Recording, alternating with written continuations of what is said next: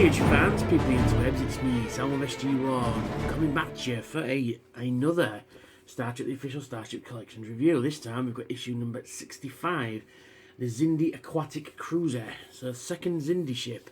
And the first one was the insectoid ship, was issue 20 something or other. It's going to be in a good while. Yeah, so as per usual, you get the nice glossy magazine and you get the ship itself. And here she is. A bit more on that in a little bit. And it is a bastard, it won't stay on the stand, so just stay there for now.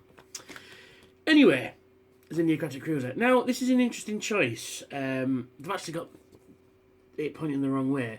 This is the aft section, this is the forward section. So somebody's looked at it and gone, oh, that looks pretty cool. But to be fair, though, I mean, I don't usually look at the models first, but to be fair, you could have it that way, and it's still the same ship. But, you know, anyway. So, as per usual, we go to specifications. Type,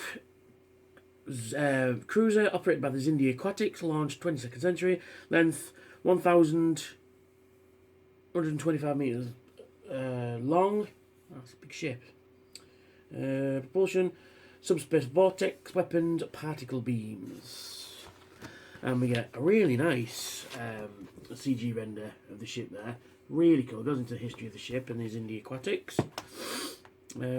Originally, the Xindi comprised 6 intelligent species that evolved on their home world of Xindus. In 2030s, a civil war destroyed their planet, and by 2150, it believed that the Xindi avians were extinct.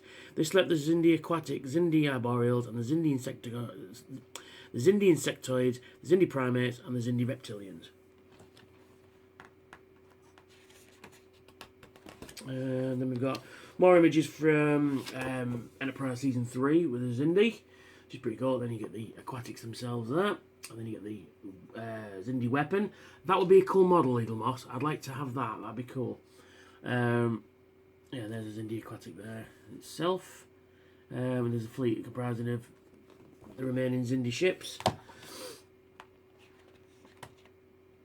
You see one getting destroyed by the anomaly, and you can see all the liquid, all the water, you know, leaking out into space, which is pretty cool.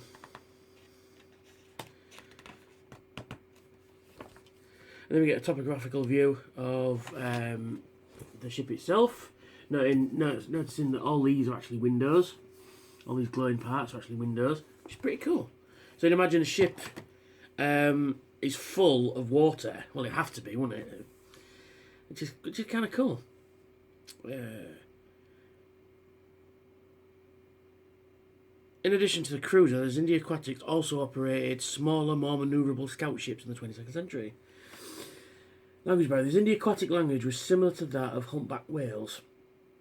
When the Aquatics spoke, in the past tense, they switched to sonar, which was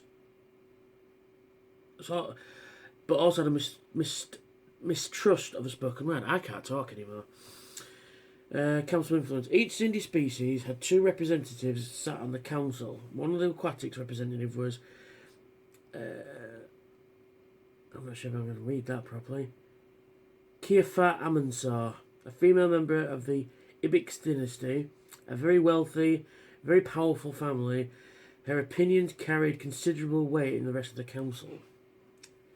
Indecisive. The Aquatics weighed up all the options carefully, and the rest of the Xindi species had a saying that it's easier to count the stars in the sky than it is for an Aquatic to reach a decision. It once took the Aquatics 6 days just to agree and attend a meeting over a simple logistics matter. You know, as you do. And it goes into creating the Aquatics, which is pretty cool. Of course, they're all CG characters. Then we go from sort of giving it how to move, the sort of basic test of what it might look like, and then, you know, more tests done.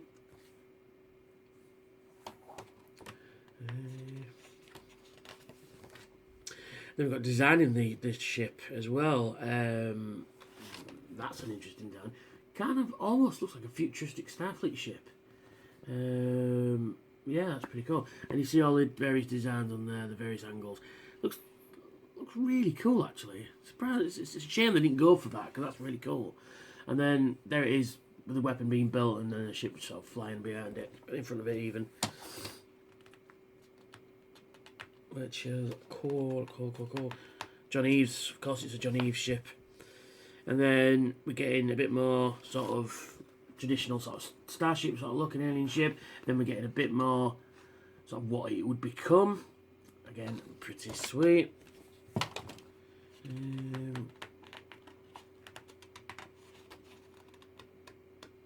Oh, come on. There we are. And then that's a pretty cool one as well. I like that one. That's really cool. And then you've got sort of another design of it there, which again still looks pretty alien. Kind of more insectoid looking, that one, but still pretty cool. And then we've got the final view, and of course scale to the NX-01 there. Because was it Stormfront, or is it Countdown, I think? You'll see this section here is a shuttle bay, and the NX-01 fits inside it. So it shows you how big that bastard is. And then we've got on screen, first appearance, Countdown, yeah, there we are. Designed by, TV appearances in Enterprise alone, and then it's designed by John Eves.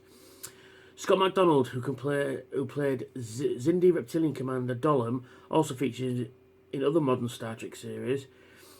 His first appearance was Tosk, a reptilian-like species on Deep Space Nine. Deep Space Nine Captive Pursuit. After this, he was promised a less makeup-intensive role in the future. He played Navek, a Romulan in Star Trek Next Generation Face of the Enemy, which is a really good episode. And then when Ensign Rollins in Caretaker, pilot of Voyager. His other appearance was makeup-heavy role as Jem'Hadar Goranaga in Hippocratic Oath. In 0 Hour, T'Pol revealed her age of 65, something Trip Tucker had wondered about from Carbon Creek, the second episode of the second series. Which is a really nice episode, actually, Carbon Creek. 3 Xindi species, the primates, arboreals and reptilians, spoke in a common language that was understood by Starfleet Universal Translators. The insectoids and aquatics understood this language but were physically incapable of speaking it, which meant the other species had to learn their language, which was not easy as there were 67 dialects of insectoid, because, you know, as you do. And next week we got the USS Raven. Yes. Then we got a nice underside view of the ship on the bottom. I'll put that over there. So now on to the ship. I've teased you with it already. And there it is. It's okay. It's just, that's the problem. It's just okay. I mean, could you have done without this ship? Yes. Am I glad I have it? Yes. But it is lacking detail. I mean, the top section is quite nice. I mean, you've got all this sort of the Aztec in there. You've got all these panel lines and stuff like that. And you've got like a green sort of highlight on everything. And on the bottom, that highlight is missing, which is a bit of a shame. And then you've got all these sections here, all these sort of darker sections are supposed to be windows, like these sections here and here. It'd be nice if they'd all been plastic, but you know, you can't have everything. Yeah, tops. That's the top section. I think that obvious panel line where the bottom's gone in, that's plastic. Everything else is metal, which is pretty sweet. But I mean, it does look like an aquatic ship. It does look like it can go underwater. You know, it's quite. But like I said, you can. If you'd have told me it flew that way, so this is the front end, I'd believe you. You know, it does look like that kind of ship. But yeah, but this is the front end, so it's nice. I mean, I'm glad that I have it, because it can go now next to my Xindi Space Reserve for it, my Xindi insectoid ship. But it just seems to be rather small for what it is. I mean, here's a future episode coming up. This is a Klingon D7 battle cruiser, and you can see that is way smaller than that one. I mean, you could have just made it a little bigger, but you know, not too bad. Not too bad. So I've got a sneeze coming.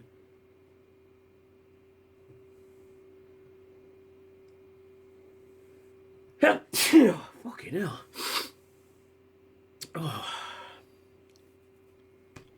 Oh, that was an epic sneeze I just had. Whew. Anyway, yeah, so like I say, I am glad that I have it. But at the same token, it's just I could have done without it. And if you're cherry picking, I would say miss this one because it's really not. It was in Enterprise, and don't get me wrong, I loved Enterprise. Not many people do, but I really did. I thought it was great. But yeah, but could they have left this out? Absolutely. But like I said, I'm glad that I have it. So yes, it comes on its base. Now I have contention with this. I've just found the magazine over there. Tells you how to mount it. But the magazine, as per usual, it says Xindi Aquatic Cruiser on the bottom there, and you get your plastic connector. Now the plastic connector for this one is bad. It's horrendously bad because you've got these two little fins things sticking out there. Now the idea is you get your connector like this, and I'll turn it over like that. Your connector, and you're supposed to slide it across there. Now it holds them in, but that's it. I mean, look how much space is missing from there.